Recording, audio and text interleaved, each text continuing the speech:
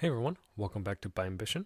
In this video, I'll show you how to disable cross-site tracking in Safari on a Mac.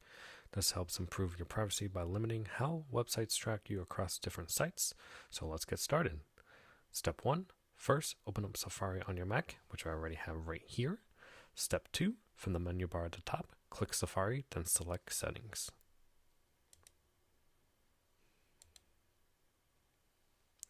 Step 3, in the Settings window, click the Privacy tab. Step 4, look for the option that says Prevent Cross-Site Tracking, which is right here. Step 5, to disable cross-site tracking, check the box that says Prevent Cross-Site Tracking.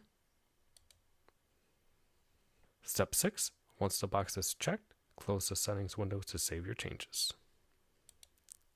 And that's it. That's how you disable cross-site tracking in Safari on a Mac. If this video helped, like the video, subscribe to ByAmbition, and I'll see you in the next one.